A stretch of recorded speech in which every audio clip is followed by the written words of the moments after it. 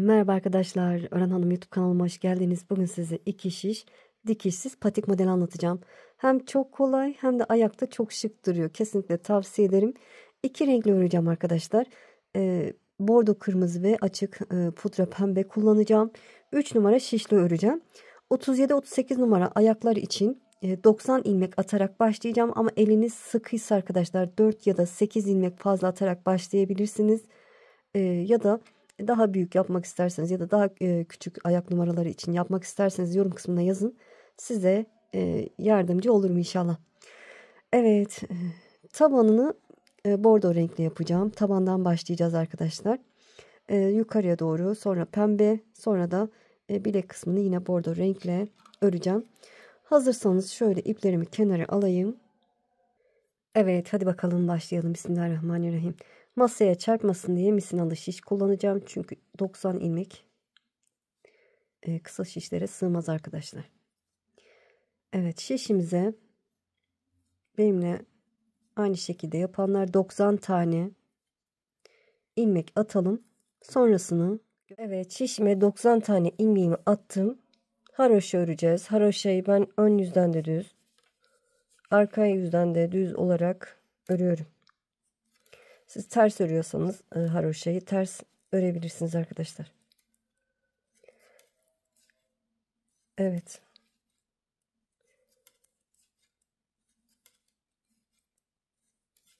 Haroşa örerek sıranın sonuna kadar gelelim. Evet, sıranın sonuna yaklaştım. Son 3 ilmeğim kaldı. Onları da haroşa örüp sıramı tamamladım. Çevirdim. Bakın ön yüzde bir sıra haroşam oluştu bile. Yine haroşa öreceğim. Çıkışta son ilmeğimi ördüğüm için şimdi ipimi öne alıp örmeden sağ şişimi alıyorum.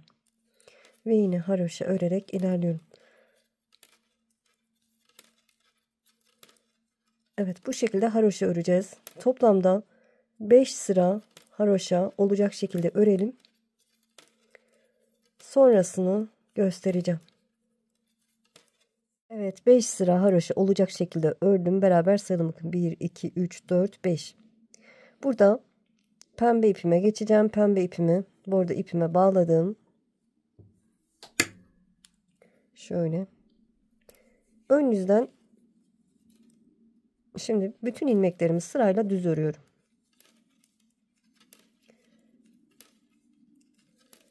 Evet, düz örerek sıramızı tamamlayalım. Evet, düz örerek sırayı tamamladım. Çevirdim. Arka yüzdeyim. 4 ilmek haroşa öreceğim. 1, bu ilk kenar ilmeğimi de sayıyorum. 1, 2, 3, 4. 4 ilmek haroşadan sonra 2 ters, 2 ilmek ters, 2 ilmek düz örüyorum. 2 ilmek ters, 2 ilmek düz, 2 ilmek ters, 2 ilmek düz. Evet, 2 ters 2 düz örerek ilerliyoruz. 2 düz, 2 ilmek ters, 2 ilmek düz, 2 ilmek ters. Son 4 ilmek, sıranın sonunda 4 ilmek kalana kadar bu şekilde örmeye devam edelim. Evet, sıranın sonunda 4 ilmeğim kaldı. Onları da haroşa örüyorum. En son 2 ters ilmeğimi ördüm. Kalan 4 ilmeğimi haroşa örüp sırayı tamamladım. Çevirdim. Bu arada rengimi de kestim arkadaşlar ipimi. Yine 4 ilmek haroşa olacak. Bu 1, 2, 3, 4. 4 ilmek haroşadan sonra 2 ters 2 düz şeklinde lastik örgü yapıyoruz. Yine 2 ilmek düz, yani düzü düz, tersi ters örüyoruz.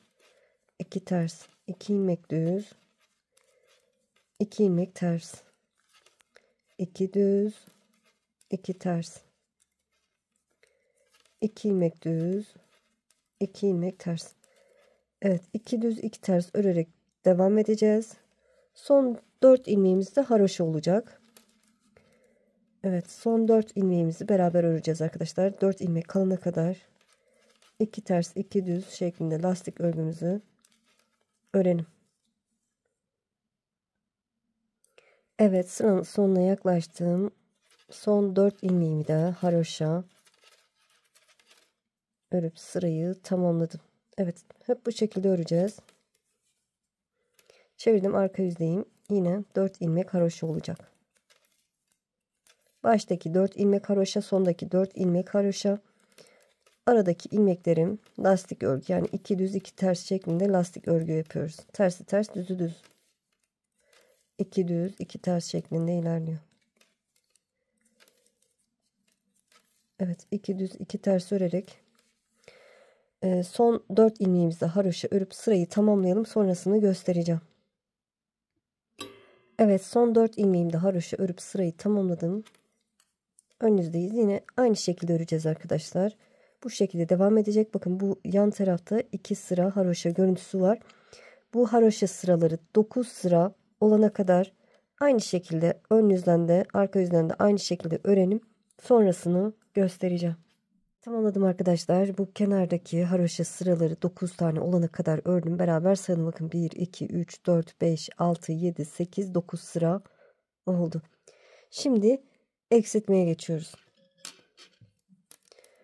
Evet, nasıl eksilteceğiz? Şöyle beraber yapalım.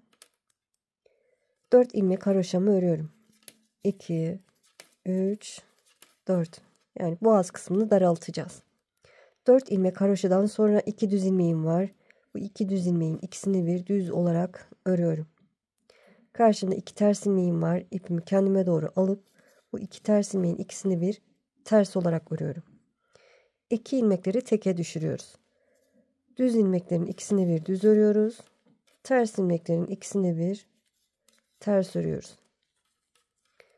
Düzlerin ikisini bir düz örüyorum. Terslerin ikisini bir ters örüyorum.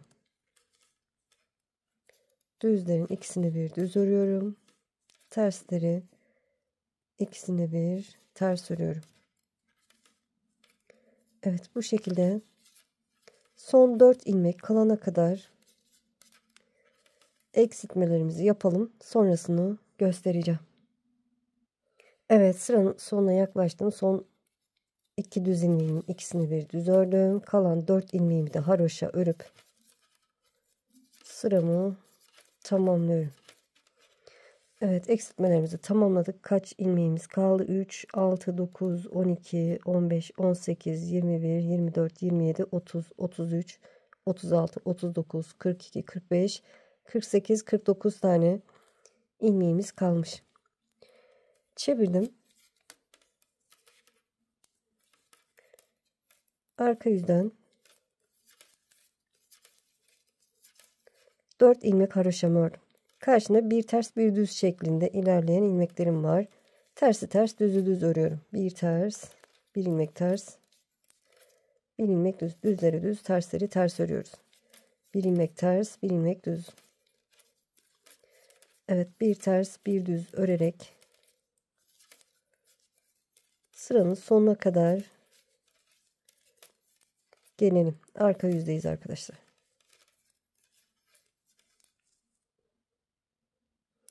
Evet, sıranın sonuna yaklaştım. Bir ters bir düz örerek son 4 ilmeğimi de haroşa örüyorum. 1, 2, 3 ve 4.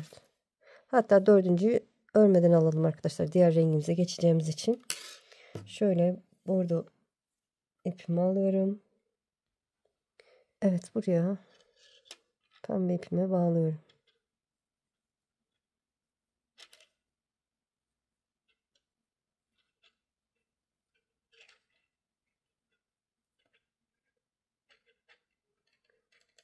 Evet, burada pembe ipimi kesiyorum. Şöyle.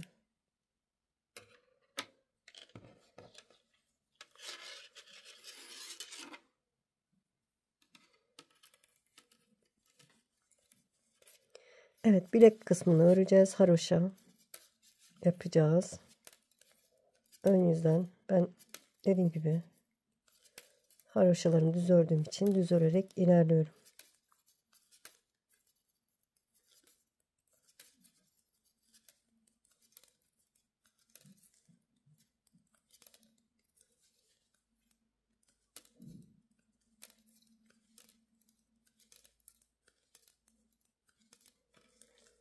Evet, haroşa örerek sırayı tamamlayalım. Evet, haroşa örerek sırayı tamamladım. Çevirdim. Arka yüzdeyim. Yine haroşa öreceğim.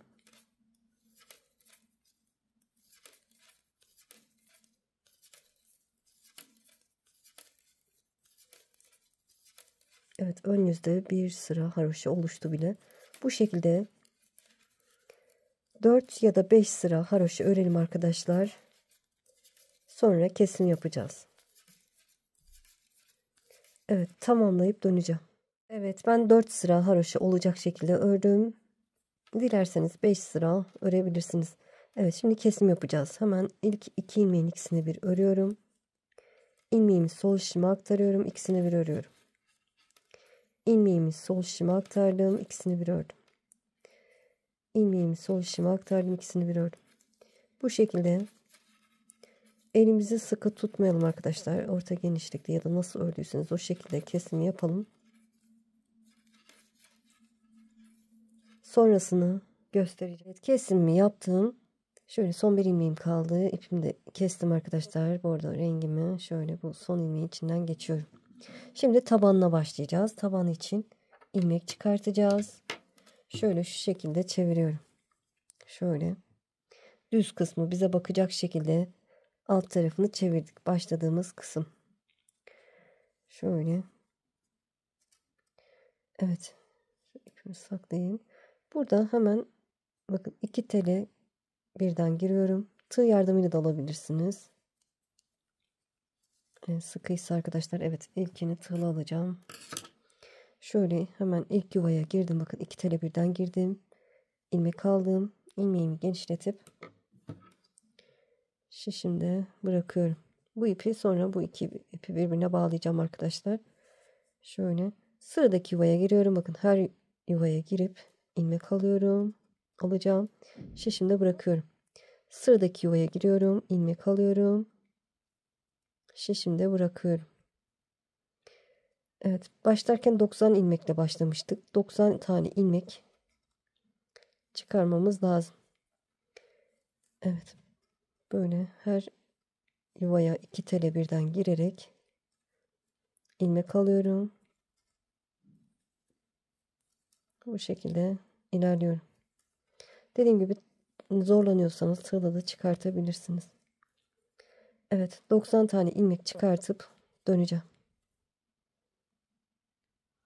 Evet, 90 tane ilmeğimi çıkardım. 90 ilmek başlamıştık. 90 ilmek çıkardık. Şimdi çevirdim. Haroşa öreceğim. Arka yüzdeyiz. İlk kenar ilmeğimi örmeden aldım. Sırayla ilmeklerimi haroşa örüyorum.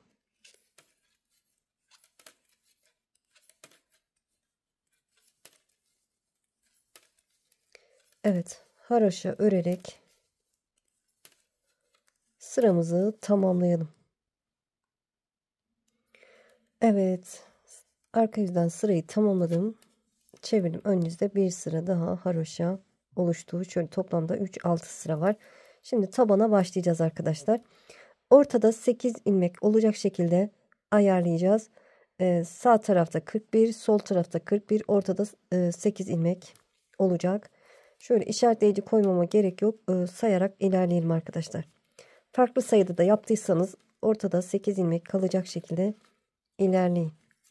Evet, sayarak ilerliyorum. 3, 4, 41 ilmeğimi öreceğim. 5, düz örerek ilerliyorum. 3, 6, 7, 8, 9, 10, 11, 12, 13, 14, 15, 16, 17, 18, 19, 20, 21, 22, 23, 24, 25, 26, 27, 28, 29, 30, 31, 32, 33, 34, 35,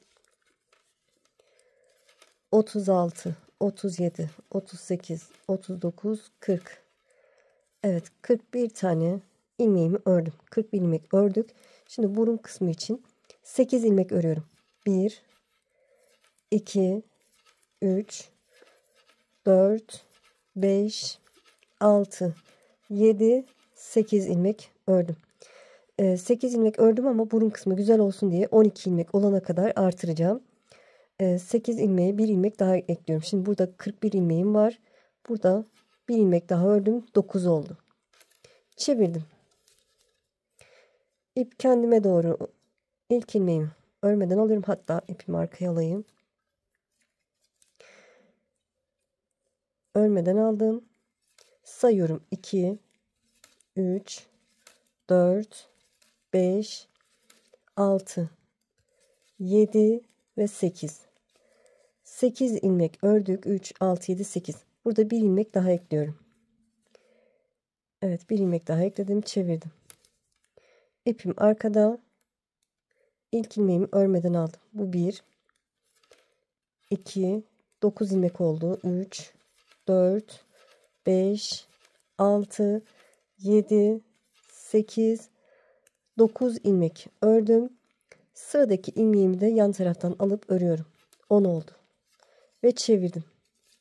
İpim arkada. İlk ilmeğimi örmeden alıyorum. Evet, sayıyorum. 1, 2, 3, 4, 5, 6, 7, 8, 9. Bakın zaten ayrık duruyor. 10. 10 ilmek ördük. Sıradaki ilmeği de örüyorum. 11 oldu. Çevirdim. 12 ilmek olana kadar artırıyorum. İlk ilmeğimi ipimi arkada örmeden alıyorum. Sayıyorum. 2, 3, 4, 5, 6, 7, 8, 9, 10, 11. 11 tane ördüm. 1 ilmek daha örüyorum. 12. Evet. Şöyle burun kısmı şöyle oval şeklinde oldu. 12 ilmek ördük. Artık sabit kalacak bu ilmeklerim. Bu ilk ilmeği ipimi arkada örmeden sağ içime alıyorum. Bu 1, 2, 11 ilmeğimi öreceğim. 3, 4, 5, 6, 7, 8, 9, 10, 11. 11 ilmeğimi ördüm. 12 ve 13. ilmeği ikisini bir örüyorum. Ve çevirdim. İpim arkada. İlk ilmeğimi örmeden alıyorum. Şimdi artık yanlardan ilmekleri alarak yani eksilteceğiz. Evet, 2 oldu. 3, 4, 5, 6, 7, 8, 9, 10, 11. 11 ilmek ördüm. 12 ve 13. ilmeğe bakın. Zaten 12. ilmekle 13. ilmek hep ayrık olacak. İkisini bir örüyorum. Haroşa görüntüsü olsun diye ipim arkada. Şöyle hep arkada olacak zaten. Arkada ilk ilmeğimi örmeden alıyorum. Bu 1. Saymaya da gerek yok. 2, 3, 4, 5, 6, 7, 8, 9, 10, 11. Dediğim gibi saymaya da gerek yok. 12 ve 13. ilmek gördüğünüz gibi ayrık duruyor. 12 ve 13. ilmeğin ikisini bir örüyorum. Ve çevirdim. İpim yine arkada. İlk ilmeğimi örmeden alıyorum.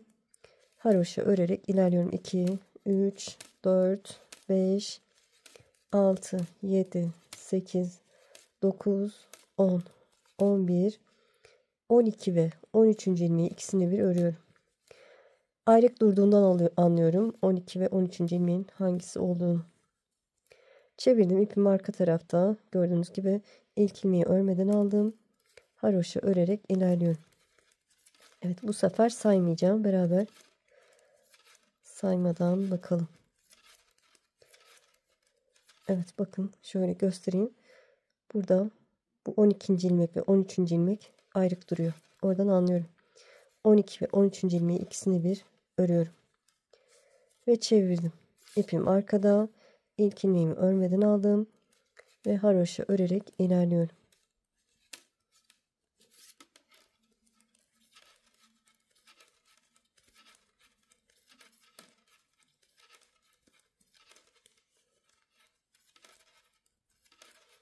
Evet, 12 ve 13. ilmek ayrık duruyor. İkisini bir örüyorum.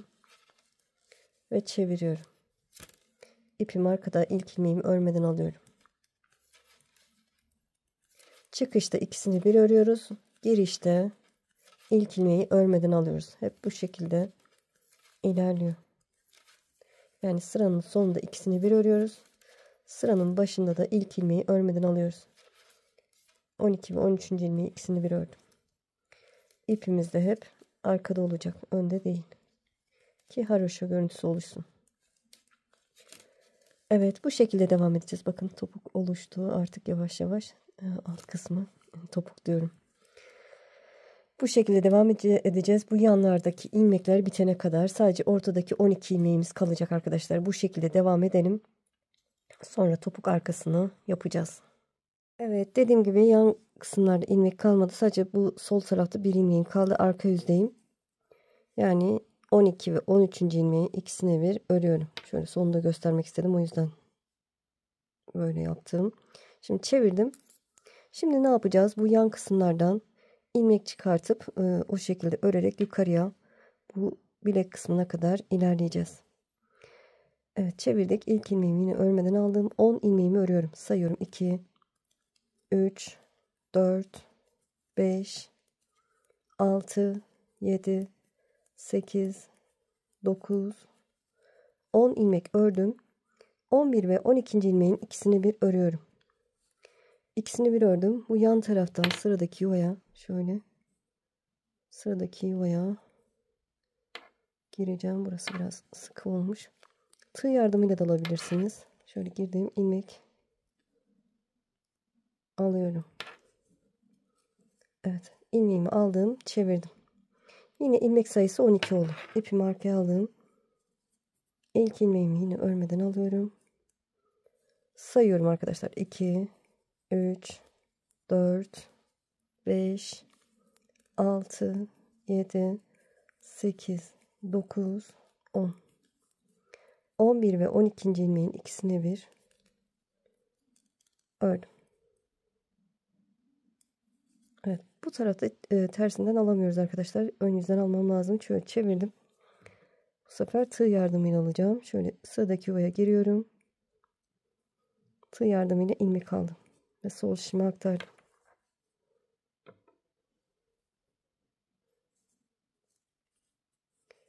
Evet, şöyle ilk ilmeğimi örmeden aldım. Yine sayıyorum. 2, 3, 4, 5, 6, 7, 8, 9, 10. Yani son iki ilmeğin ikisini bir örüyoruz. Saymaya da gerek yok. Ve yan taraf bir sonraki yuvaya giriyorum. İlmek alıyorum. Çevirdim. İpim arkada. İlk ilmeğimi örmeden aldım. Yine 10 ilmek örüyoruz. 11 ve 12. ilmeğin ikisini bir öreceğiz.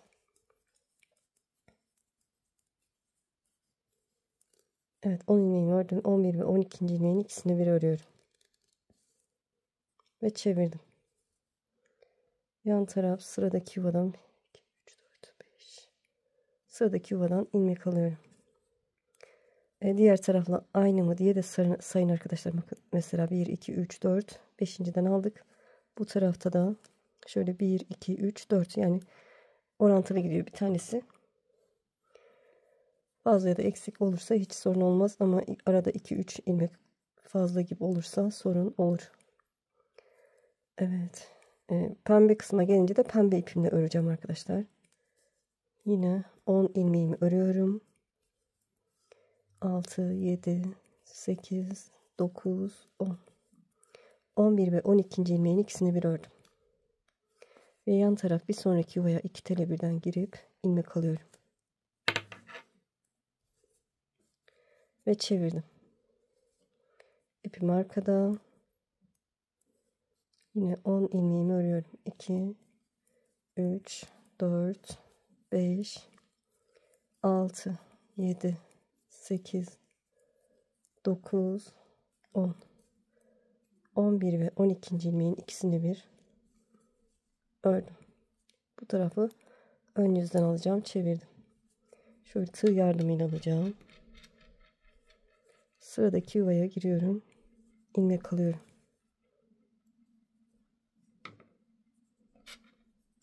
İlk ilmeğimi örmeden alıyorum. Yine sayıyorum. 2, 3, 4, 5, 6, 7, 8, 9, 10, 11 ve 12. ilmeğin ikisini bir örüyorum. Yan taraf sıradaki yuvaya girdim. İlmek aldım. Ve çevirdim. İpim arkada. Yine 10 ilmeğimi örüyorum. Eminim anladınız arkadaşlar. Çok gösterdim. Video uzadı biraz.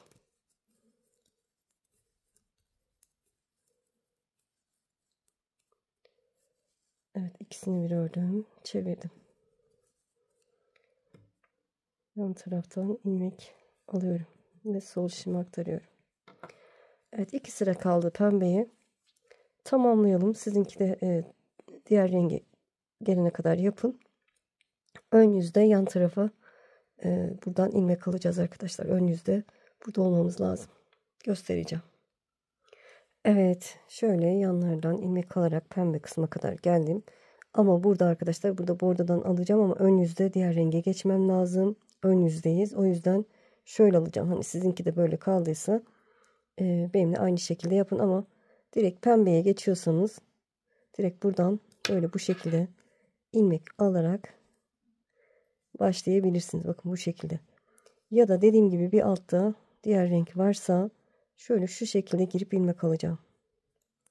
Şöyle girdim, ilmek aldım, sol şişime aktardım. Evet, sonra bu iki ipi birbirine bağlayacağım. Şöyle biraz çekeyim. Biraz uzun bırakmışım. İp ziyan olmasın. Bayağı bir bırakmışım ya. Hı, tamam. Evet, şöyle. İlk ilmeğimi örmeden alıyorum. Şöyle yine haroşa örerek ilerliyorum. Sonra bu ipimi de kesip bu iki ipi birbirine bağlayacağım. Evet, yine 10 ilmeğimi örüyorum. Pembe kısımda pembe ipime geçtim. Son 2 ilmeğin ikisini bir ördüm. Yan taraf bir sonraki yuvaya girip ilmek alıyorum. Ve çevirdim. Evet, burada bu iki ipi birbirine bağlayalım, açılma olmasın. Şöyle. Bu bordo ipi kesmeyebiliriz ama ben keseceğim arkadaşlar şöyle. Çünkü içeriden ayağa takılabilir.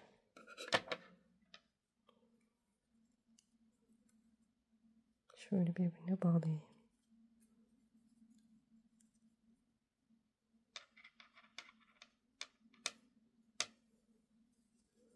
Evet, yan taraftan ilmek aldık. İpimi arkaya aldım. İlk ilmeğimi örmeden alayım. Yine 10 ilmeğimi örüyorum, artık bilirsiniz. Ön yüzde diğer renge geçeceğiz. Arka yüzde olursa olmaz. Evet, 10 ve 11. ilmek ikisini bir örüyorum. Çevirip yan taraftan bir sonraki yuvadan tığ yardımıyla ilmek çıkartıyorum. Ve sol şişime aktardım. Artık bilirsiniz, dediğim gibi şöyle bu pembe kısmı pembe ipimle öreceğim. Bordo kırmızıya gelince bordo kırmızı ipimle öreceğim arkadaşlar.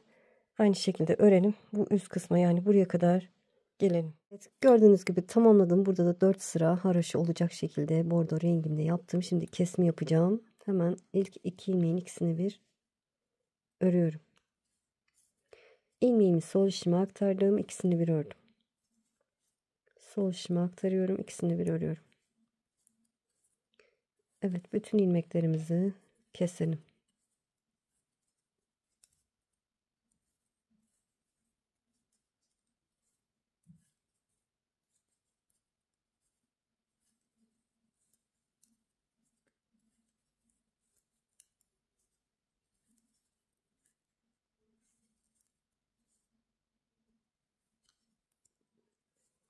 Evet, son bir ilmeğim kaldı. Onu da tığ yardımıyla saklayacağım.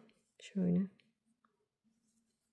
Şu karşıdan, bakın karşıya tığla tersinden giriyorum. İğneyi buradan içeri alıyorum.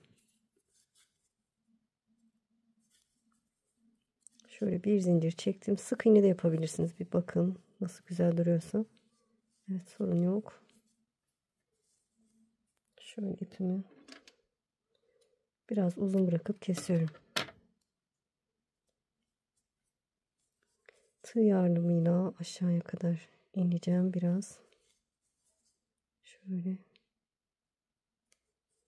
Burada bir zincir çekeceğim ki tekrar yukarıya çıkmasın. Evet, bu ipleri de bu şekilde saklayabilirsiniz. Fazlasını kesiyorum. Evet, bunları da aynı şekilde şöyle şurada bir zincir çekeceğim alta inmesin.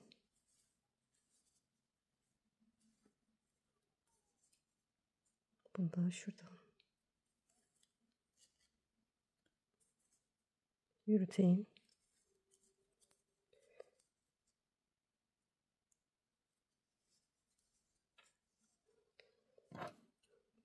Fazlasını kesiyorum.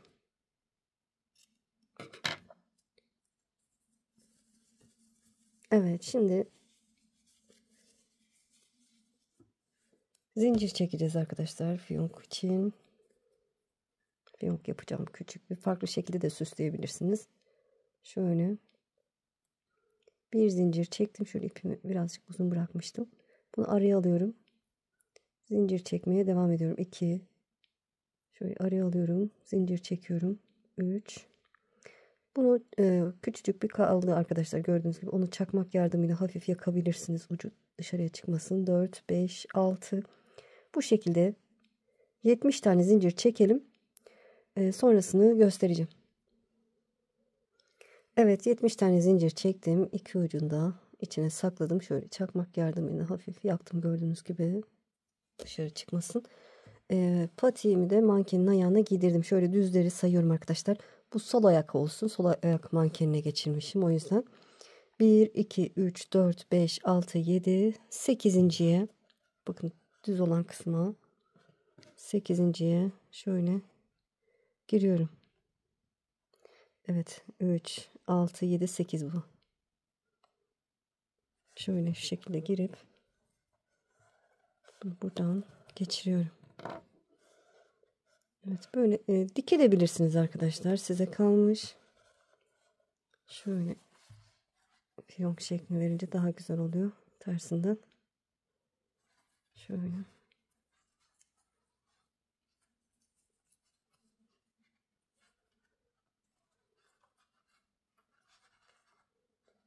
Evet. Şöyle.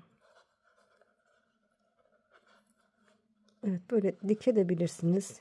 Ya da aynı yaptığım gibi de yapabilirsiniz. Böyle. Çok güzel oldu. 37-38 numara ayak için rahatlıkla olur. Gördüğünüz gibi alt kısımda gayet güzel oldu. Böyle bilek genişliği de güzel oldu arkadaşlar. Arkası da bu şekilde.